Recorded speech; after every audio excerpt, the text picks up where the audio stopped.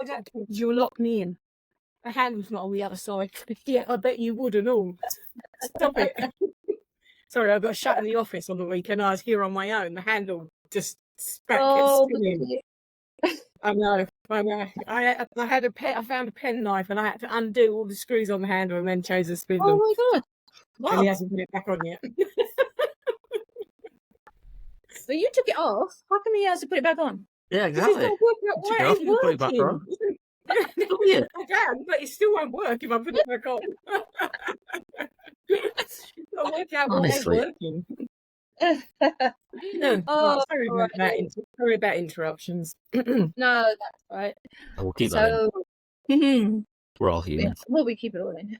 Yeah. Oh, hello, listeners. Welcome to today's episode of the Naked Coach Collective.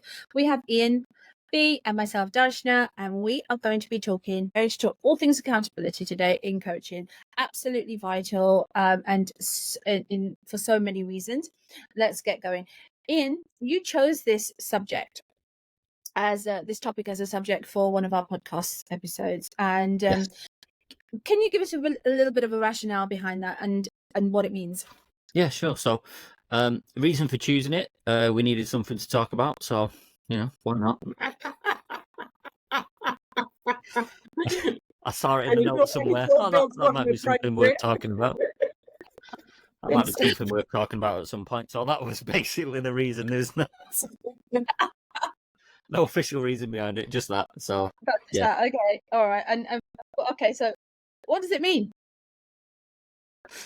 I think I forget what it means. For me, it's more important about what it does. Yeah. So staying accountable, I was going to say means then, but I just said forget what it means. Ignore me, sorry.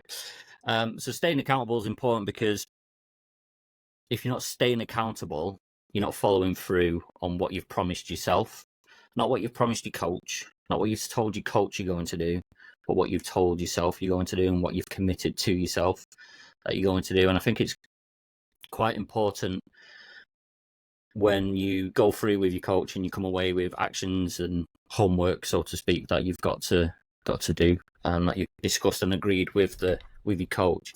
I think it's important to understand the reason behind what those actions are and why you're taking those actions, and don't just view it as something you've got to do before the next call. It's got to be anchored somewhere in terms of what is your goal that you're trying to attain, why are you taking those action steps, and being accountable to yourself, to that goal that you've set yourself. Lovely, thank you. B, what can you add? Accountability. Well, I agree with what Ian's saying. It is, but there is an element of accountability to your coach as well. I'm gonna say it in a slightly different way. I'm maybe a little bit hard sometimes, but as a coach, it's really hard to coach people who say they're going to do it and then don't. So you have your sessions and you're mapped out, and okay, it's the client sessions and they're paid for those sessions. But as a coach, we're invested in getting them to where they want to be, whatever it is you're coaching them for or in. And so I find it quite hard to coach people that say yes to doing things and then come back with a million excuses as to why they haven't done them, because they're the excuses that we all use every day in life to either not do something because either we can't be bothered or we're fearful of doing it, but we don't want to be honest that we're fearful of doing it, or there's lots of reasons, but I think in coaching it usually is a fear thing. It usually is it can be fear of failing and not being able to do it right. It can be fear of it going really well and then, oh my god, what do I do after that? It's that kind of double-edged sword. And as I said, from a coaching perspective, for me, I want to see my clients thrive. I want to see them move, go forward, and, create the life that they're, that I'm sort of, with them on that journey. Sorry, not their life, the journey. So I find that really hard.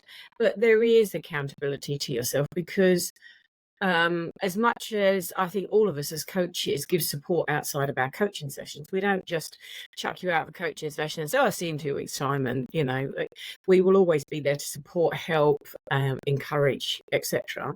But we can't be with you 24/7, and we can't make your dream, whatever that is, whatever we're coaching you, we can't make that happen. Only you can do that. We can help you, we can support you, we can give you ideas and tools, but we can't do it for you.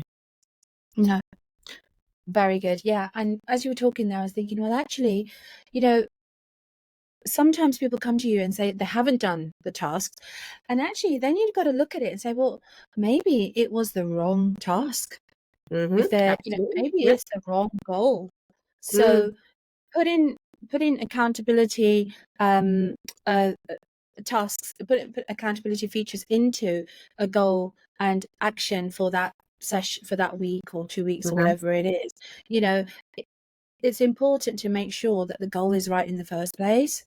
And Yeah. then if they come back the following week, I would sort of think, well, they haven't done anything. I don't believe this person is not bothered, but they still haven't done it. So why haven't they done it? So and then we dig into, well, maybe it was just the wrong thing Mhm. to do, and go back a few steps. So, Mhm. well, it's very easy as a coach to jump on when somebody says something to you, think, okay, so the answer to that is to do this, right? And then you put an idea out there without even realizing that you've put an idea, and they've gone, oh yeah, that's a great idea, right, I'll do that. And then they go away and they don't do it because actually it was the wrong idea. Yeah. So I think the process of creating tasks needs to be, a proper like a proper goal setting task. The accountability comes into it when you make sure that the goal is going to achieve the purpose that it's wanting to achieve. It's attainable as well, because it might have just been too much. It might have Yeah, just that's been true. too much, Yeah. you know. And it's also So about making sure we've set, I think the other thing side is making sure that when they're accepting this goal, they then tell you how they're going to do that, because the way that we all achieve goals is different. So, mhm. one client might do it through, I don't know, it depends what it is, but you understand what I'm trying to say. We all learn differently, we all do things differently. So it's also making them accountable. So when you talk about what the goal is, okay, so how are you going to do that? You know, is it going to be a format of writing it down? Is it going to be a format of listening to something? Is it going to be, a format of creating something?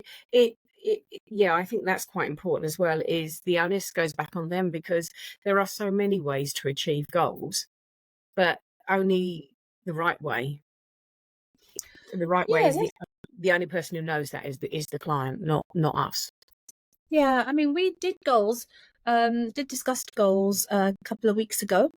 Hmm. I think 2 episodes ago, by the time you watch this, listen to this, listeners. So, and I don't think at that time we did really touch on how we as coaches go about setting goals with our clients. So, I mean, maybe this could be a nice time to explore that. Ian, how do you go about setting a goal? I mean, there's the SMART and GROW and all these ones that people have heard of, but what do you do?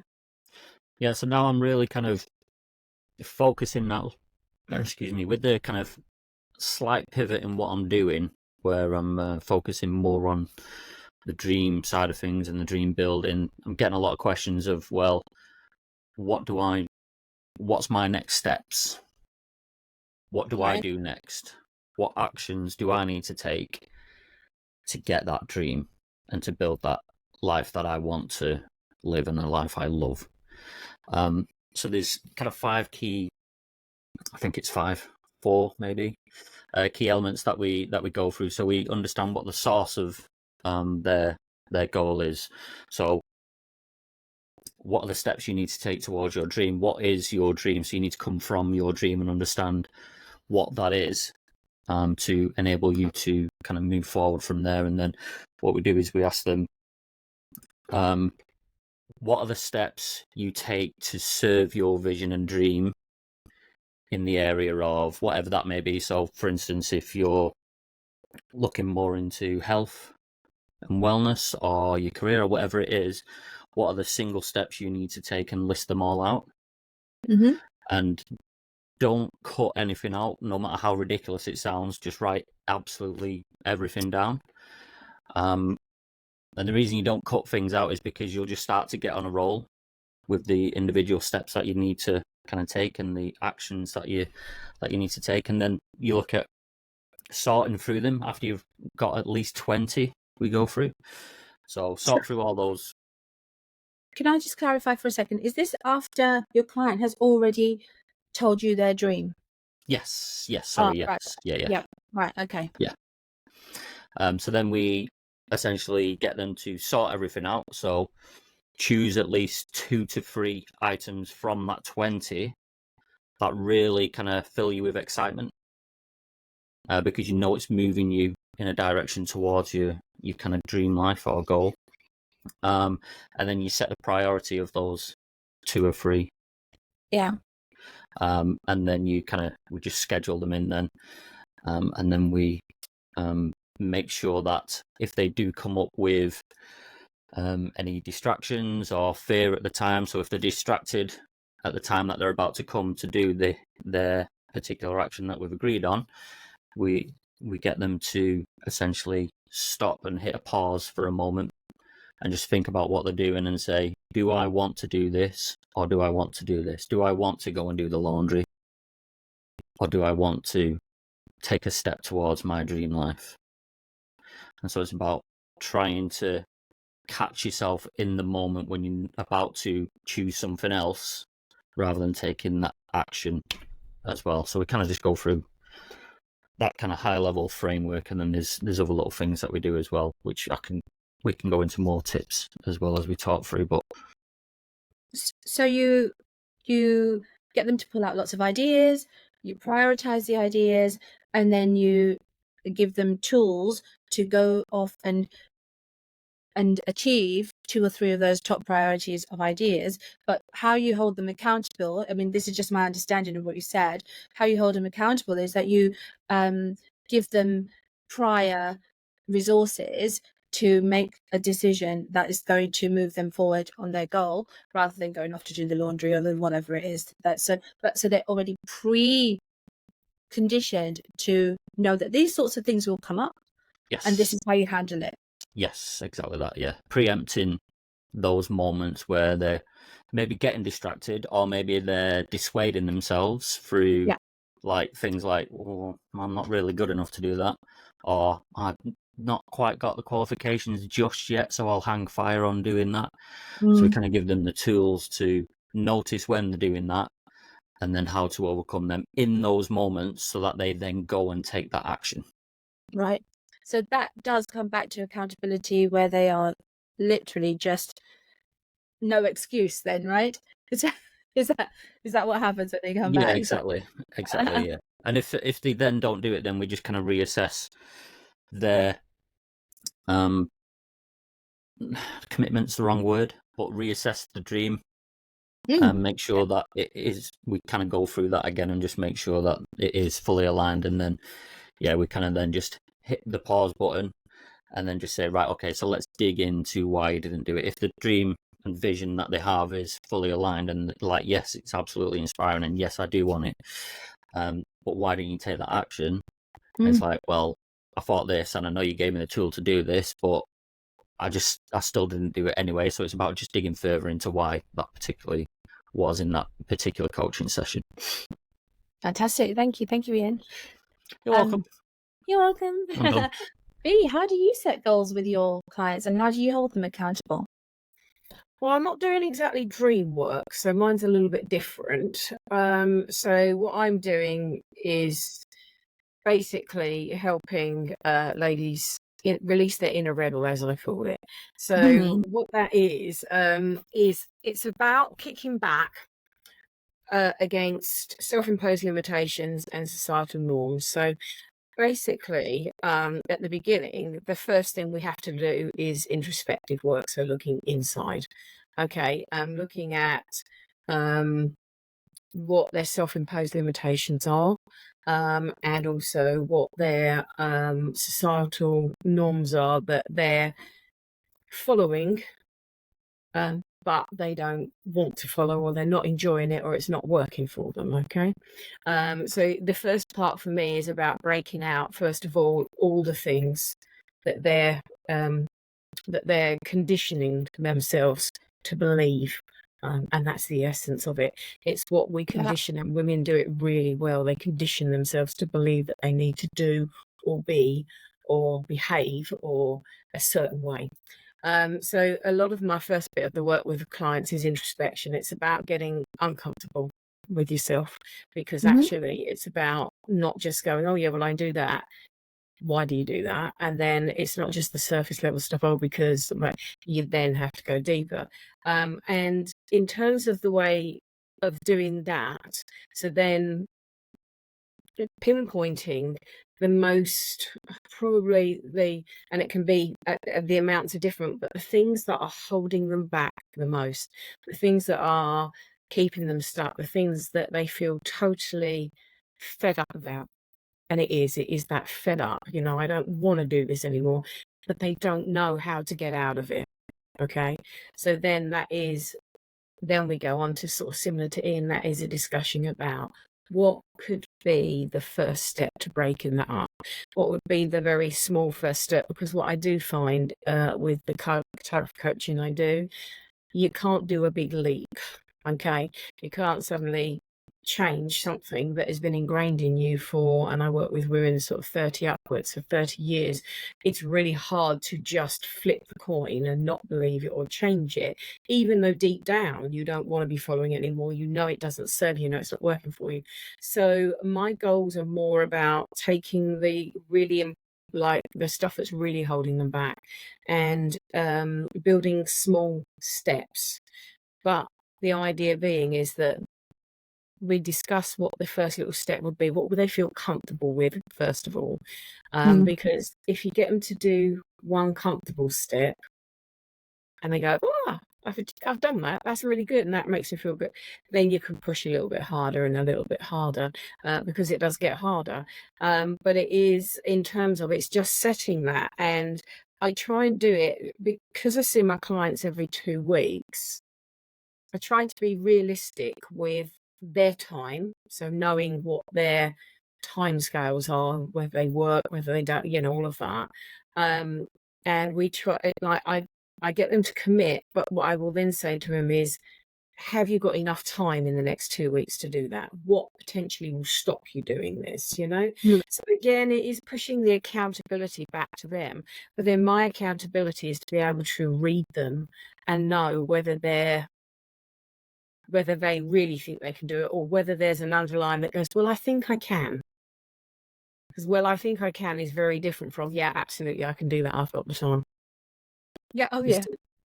Yeah. And so, so mine sort of starts introspectively, first of all, because I need to pull out the things that are ingrained in them that are basically self-imposed limitations, that are really keeping them where they are. And making them feel this dread, this sense of dread of every day they wake up, this unhappiness that they wake up to. Lovely, thank you. And what about you, Dee?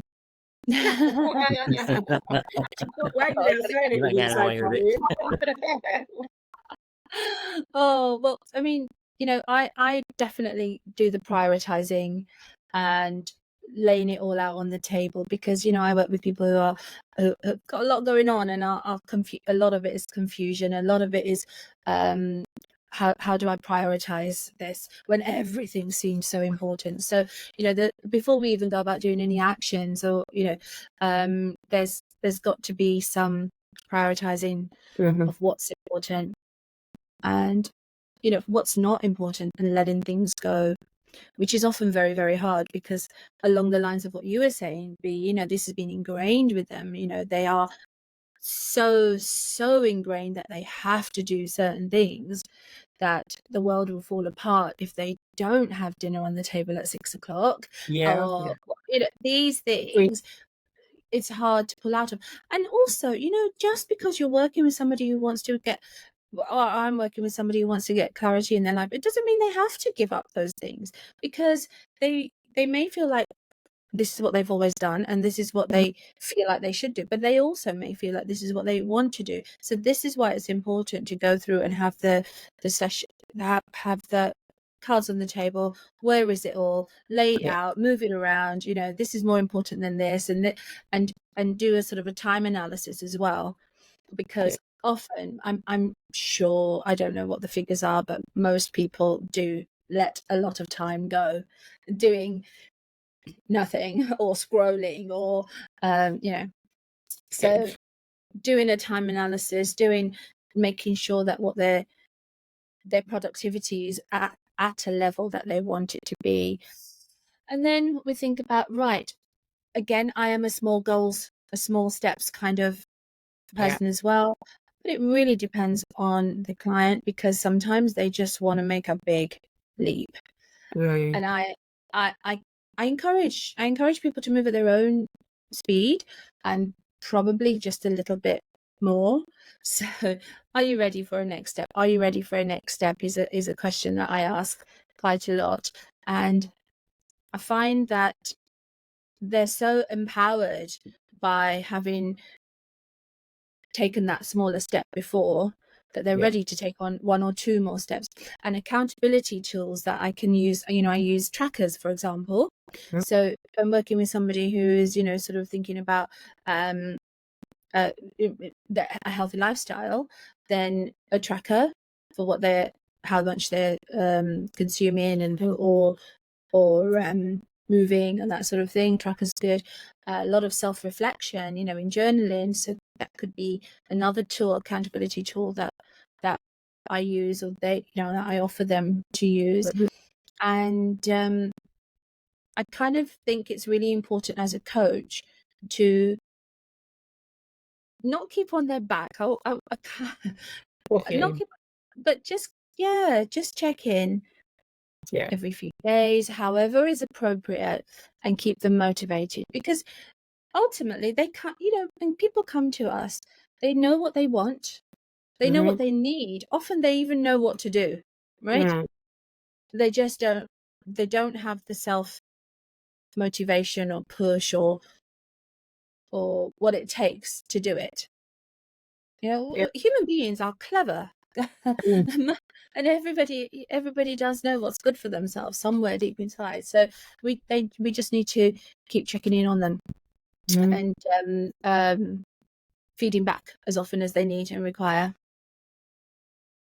I think also in terms of when you're not with, because you obviously have however many sessions you have with a coach, and then they'll check in, but there's that time in between as well where you are supposed to be doing something and you maybe not, is not only having a coach as someone who can keep you accountable, but other people who you trust with telling them what you're doing, so that that particular person is going to be supportive and will want the best for you. So telling them what you're doing, telling them potentially what you've agreed to do, and even them just holding you accountable and checking in with you as well. It's about getting a support system around you as well. It's not just a coach checking in on you a couple of times a week and then the coaching call. It's about making sure you've got a support system around you as well to help. Absolutely. And also when they come back to your next session, analyze how it went. Analyze what was hard, what needs to not be the same the next time, and make sure that the next steps and the next goals are next action steps are taking all that into consideration. So feedback is really important as well. Do you think there's a devil's advocate question, which I always think is good to answer, is there might be people out there going, oh, if I go to a coaching session and then I'm going to be held accountable for something, and I go to work and I'm held accountable for something there, and I come home and I'm held accountable for something there. You understand what I'm trying to say. So I wonder if there are ways and means of either no accountability doesn't work. There's a question, or the other question is there accountability ways that don't feel like homework, that don't feel like you understand what I'm trying to say? Because I Yeah. think, what they're coming to us for is obviously to achieve something. I'm not saying they don't want to be held accountable, but maybe there are other ways. I'm just curious your thoughts on that. That's all. Yeah, I think if you don't mind, Dee, if I jump Go for in, it. Go. that's kind of why as part of when I'm setting out the actions and goals now, and the next steps that they have to take is getting that list together and then picking out of that list what it is that energizes them, what it is that excites them to achieve, and then picking those as the priority goals to hit. Yeah. So that's one of the kind of key ones for me, which links in perfectly to what you said. So thank you for setting that up, B. And I was thinking as well. Thank you for setting this up for me as well. Is that actually, with your clients, if you just incorporate, the growth mindset. So a can do, positive, bigger picture, I'm on my way kind of mindset, then the accountability structure that you have doesn't have to be quite so tight, because they're already chomping at the bit to get out there and achieve. And so it just again goes back to the why. You've got the why, they know why they're doing it, and they're so energized and excited that they just want to do it, and it makes it easier. Yeah. Great question, B. But I know what goes through people's heads when they're watching stuff like this, and they think about, what people will be thinking, oh, it's just another thing to do. It's more to do. But I think the reality, as you've both said, is that if you're at the point where you want change, okay, whatever that change is, the reason you want that change is because you don't want to stay where you are, because it's not serving you. You're not fulfilled. You're not happy. You're not comfortable, whatever the reasons. And surely the way I would put it across is it's much better to do work on something that's going to bring you the life that you want than continue doing work that just annoys the hell out of you. So, continue doing work if you don't enjoy your job. Continue doing everything and anything because you're the superwoman of the house and you don't ask for anybody else's help. Continuing to sit in a muddle if you're these clients where you're like, oh, I could do that, all right. Oh, if I do a bit towards that. I think the way I would put it across to any client, it's not about adding extra things into your life. It's about changing what's there to make it more positive, to serve you better, to move you forward, to get you to the point where your life is actually easier than it is today. And yes, you might have to do some work to get there. But what would you rather? Stay where you are, continue moaning, miserable, fed up, or do a little bit of focused work that actually, like Ian says, can get you pretty excited to bring on what it is that you're looking for. Absolutely. I love that. Yeah. And also, with you can introduce an element of being flexible here. So for example, you've set a goal, you're energized, you're excited, you've got to make the change and you want to make change. That's why you've come to a coach in the first place, right?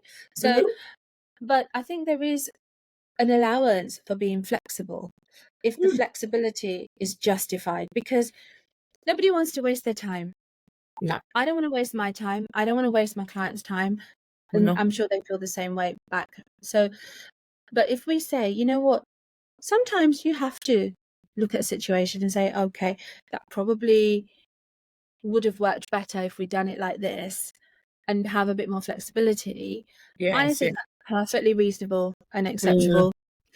I think the thing to think about as well is life happens, right? Stuff happens. Some stuff does get in the way that are uncontrollable. Like you're not going to be able to foresee or do anything about, which is going to stop you from taking that action. Yeah. Things do Yeah. happen, right? As long as Yeah. it's not, as long as you're not using excuses not to do things. Obviously, there might be reasons behind that, and that's what a coach is for, to help you with that.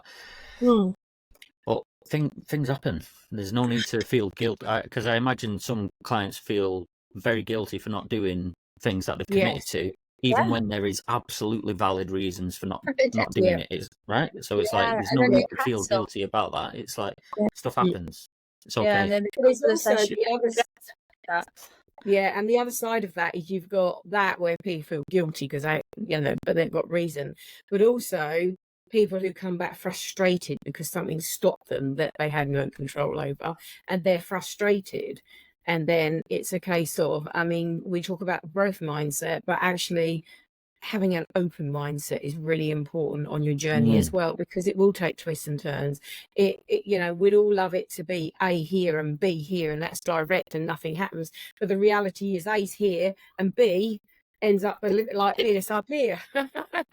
So we have open mindsets, we have growth mindsets, and that's what we're trying to install into our clients, so that the knocks that come in life, and they will come and they will happen, and the knocks that come on the path, even when they achieve the path, and then they want to go a bit more, there'll be, it's the resilience that you build up through the journey that actually helps you not only complete the journey but carry on after, and that resilience only comes with dealing with the knockbacks. So again, part of our role isn't just about getting you from where you want to be to where you want to go. It's about helping you grow and understand how if this problem comes up or that problem comes up, how do I have that almost thick skin against it? You know what I mean? Yeah, and it is.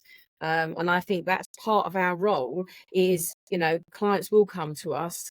They will say, I haven't been able to do it. I'm really fed up. I wanted to do it. Or they might come to us and say, oh, I'm really sorry, I haven't done it. And that's the sort of, but actually we know that neither one of those are going to help them move forward. Like, being guilty or being frustrated is not going to help you move forward. So it's then, how do you deal with frustrations? Because you're going to get frustrations throughout your life. How do you deal with feeling guilty? Do you need to feel guilty? Is that going to serve you? Because actually guilt never serves anybody, let's be honest. So and frustration doesn't serve anybody, because then you just end up going round in circles. So yeah. And I think what you're saying there, B, as well, is if a client comes to that session and says, I've not done this, I feel horrible, I'm so sorry, etc. But then in that session, you then work on why they feel that way, and then you give them strategies to help them moving forward. If the next following week they again don't do anything, but they're thinking about how to improve their mindset, that is doing something. That is taking that step forward. It doesn't have to be such a big action step, as long as you are moving towards where you want to be. It might not be in the timescale that you want it to. I know people want things straight away these days. It doesn't happen. It takes a long time. Yeah, it really does. I mean, timescale is a very flexible thing, I found. We can put it in, but it's got to be flexible, because we're talking about people, human beings, real life, and it's very, very difficult to pinpoint things down to timescale. Talking time, I just wonder if we can flip this before we finish. Asking you both, whoever wants to sit on the head. I'm not doing it instead. There's only so much flipping that one person can do. You can do it. I know you. Don't worry, I'm not wearing a skirt, so it's fine. I can do a hand. Yeah, that wouldn't be good enough for me. Listen, you're gonna make me forget my question. Okay, go for it. So we've talked a lot about how. Yes, exactly. We've talked a lot about how the client can be kept and keep themselves accountable. So let's talk about how as a coach, how do you hold yourself accountable to your coaching or to your client? It's up to you. How do you hold yourself accountable? Do you want to go first, B? Or something can I answer? I will go first because I will admit I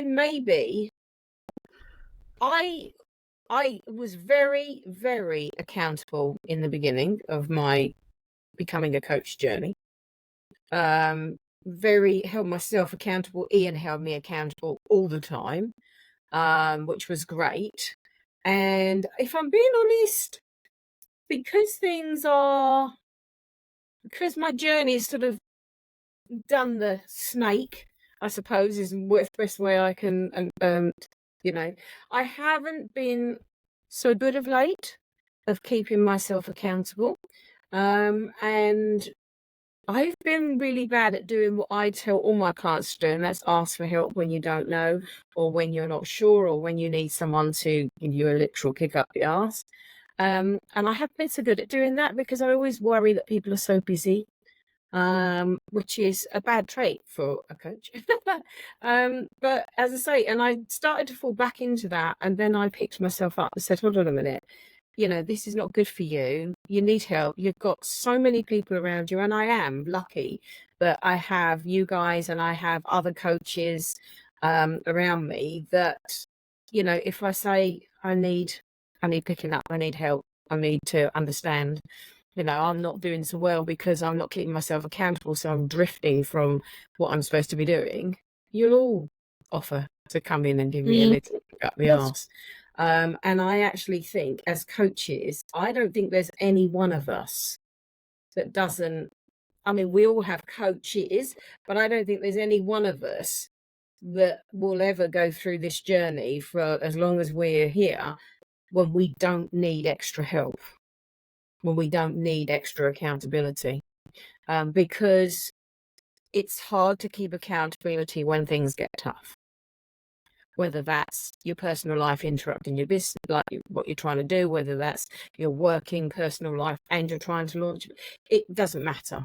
That's the first thing. In terms of accountability to my clients, my accountability, the first thing I do post a session is write up all my notes. So I'm very fully aware of what we've got, what happened, timescales, what we talked about, that kind of stuff. So that's my first accountability, because if I don't and I leave it a few days, I can't retain that kind of information. So and my writing is at best not the best level of shorthand.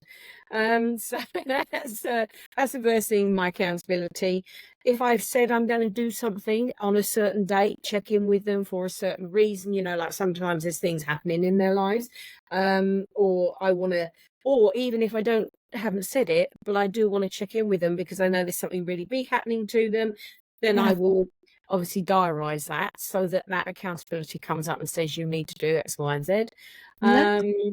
I will also always be open to looking at books, resources, things that I think might help them that I haven't given them, but I see somewhere else or somebody else, because actually we don't have all the answers for everything, and we don't have, for instance, I might recommend a book or a podcast to you and you might do the same back. I might watch that and think, do you know what, that client would really, really benefit from that. So actually I'm going to tell them to watch. Do you see what I mean? So I think there's accountability in quite a few ways as a coach. It's not just you're turning up for the sessions on time and giving a good session, making sure you are, you are like not tired and you're not fed up or whatever, and you turn up with your, your high energies. But it's also what you do outside. And I don't think people always realise how much we do as outside of their sessions. Just purely also, it's about increasing our knowledge and us getting better and better and better and better at our coaching, because the better, the more we improve, the better we are for our clients. Fantastic. Ian, do you do any more than that? Not really. I will say, kind of touching on what B said there. Coaches need coaches, right? So I've got a coach, who helps keep me accountable. And in terms of client-wise, kind of the same as B, but I've also written down some kind of principles that I don't share with clients. It's just for myself. So, Mm-hmm. kind of touching on what B was saying, always be there for your client as much as possible, regardless of the fact that you've agreed to doing a once a week call or whatever it is. So there's just like principles I have that kind of I see as holding me accountable, and they're kind of just up there on the wall to the side. So it's a good visual to have when I'm maybe finished a session with a client and about to log off, and then look at those, and just it kind of just reminds me just to double check whether I've missed anything that I need to send them, I've forgotten anything, that kind of thing. So yeah, just kind of just some basic principles that I wrote down for myself as well for how I want to run my business. Fantastic. I like that. Good companies have, what about like, you, Dee? values. Yeah. Same, really. I just when I start with someone, I think fundamentally I do remember, because it's in my brain the whole time. The reason why I want to do the coaching is because, yes, I want a business. Yes, I want to pay my bills and all the rest of it, of course. But I also, I want to help people. So, and that sounds so cliche, and that's what coaches do. But that's what coaches do, right? They want to help people. So it's not going to be session to session. It's going to be doing the background work. It's going to, like, for example, I create customized audio visualizations for quite a few of my clients now, and if they're struggling with a certain point, like I had one doing professional exams recently. So, and she was finding it hard to focus on getting started. So I created an audio for her. Yeah. It's only 10 minutes long. It's not long, but she just pops it on before she starts working. And she said it's made a huge difference. So, these sorts of things are, I feel you're giving over and above more, more than they're expecting, over delivering. And I hold myself accountable to that, because I think their results are, of course, all their own doing, but I get satisfaction out of them receiving their results, the things that they want to do. So like you, I diarize calls, notes, that sort of thing, special events or something that's happening. If they've got, for example, if I'm not going to see them for 2 weeks, say, there will be things that need to happen in between. So I send out a message. Sometimes I just feel, however they're feeling, a couple of days down, I think, this person might just like a little voice message. And I get up early, if anybody knows me, I get up like early. So I just bang out a voice message. Good morning, have a great day, enjoy this and this, whatever that, and just whack it out there. And well, all the time, I always get a message back at some point in the morning that, what a great thing to wake up to, and so just things like that. So personalization, that's what comes to mind. Exactly. The fact is that I think we see a lot out there in the social media world, and a lot of it for us, particularly as coaches, looks exactly the same, talking to one audience. But as coaches, as we are, and I know we're all the same, we were always taught to find, to listen, to really hear them, to personalize their experience.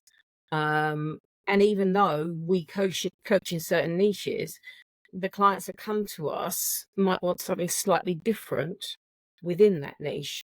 Well, each one will, and each one's journey will be different. So the one thing I think is so important to say, and I think we really all really mean this, is we are not a one size fits all, and we know you're not. And so your journey, if you embark on coaching with any of us, will be nothing short of personal. Just a quick question, if I may. So, Dee, when you're sending out these voice notes at silly o'clock in the morning, and a client comes back to you and says, "What a wonderful thing to wake up to," do you have any clients that come back to, "What a wonderful thing to wake up to? You set my phone off at 2 o'clock in the morning whilst I'm trying to sleep"? No, right, okay.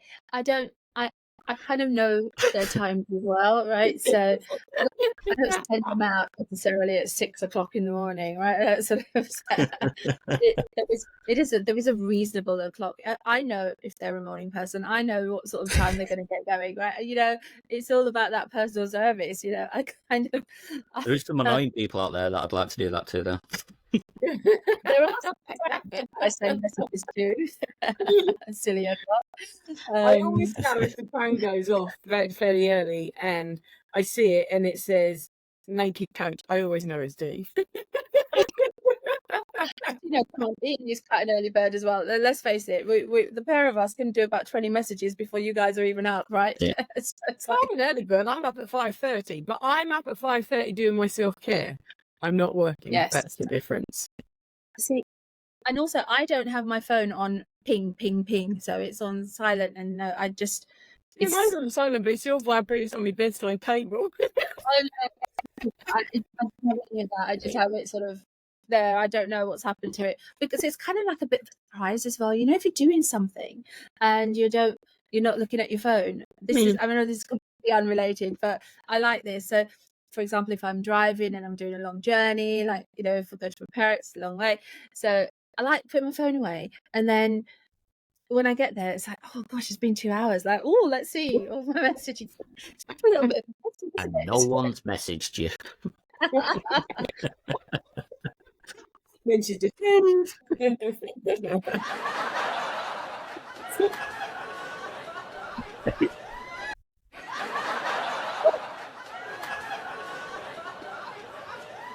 All right, calm down. It wasn't that funny.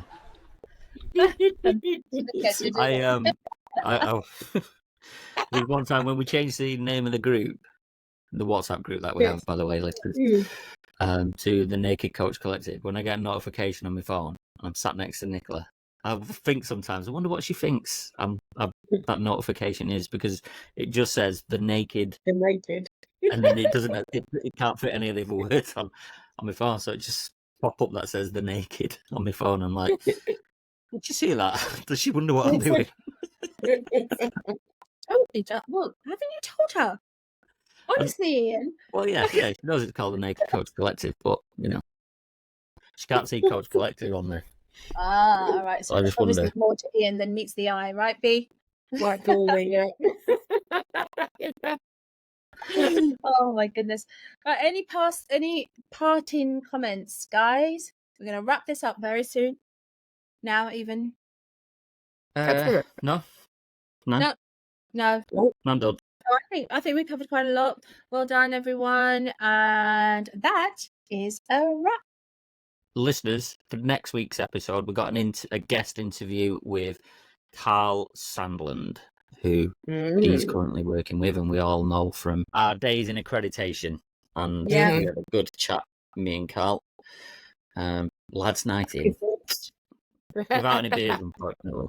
Did you have a beer as well? No? No, that's what I'm saying, without any beers, unfortunately. Oh, I kind of let it slide down.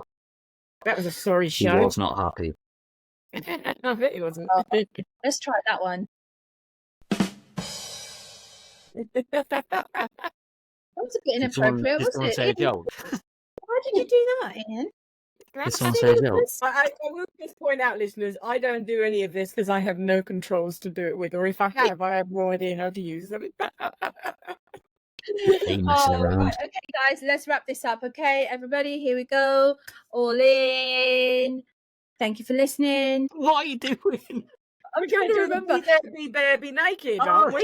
That's what I was trying to remember. Right. Okay, everyone. Oh dear. Be there. Be there. Be naked. Ready? 1, 2, 3. Be there. Be there. No, be there is first. B, you said the last time we did this that you want to be naked. Okay, And I then you will said be be there. naked. Right. I just won't come naked tonight, but I will be naked. Okay. I see. All right. So, see you next time on the Naked Coach Collective. Be there. Now you said be there then. I was supposed to say be there, be bare, be naked. No? Am I getting it the wrong way? I don't know. Be there, be naked. I don't know. I can't remember. What did we decide? Our it audience be is going to there? get very bored of listening to us try and figure No, out we're how not. to sign off. We're gonna cut. We have to cut so all many this out. episodes we do this. Shit, right? We have to look. We have to cut this out. It's really bad. No, let's leave it Oh, in. It's funny. is it be there, be bare, be naked, or is it be there, be there, be naked? No, I think it's be there, be bare, be naked, isn't it? Yeah, be there. Yeah. Yeah. Right. Here we go. Last time, everybody. Here we go. See you next time. Until then, be there. Be there. And be naked. Oh, you little minx.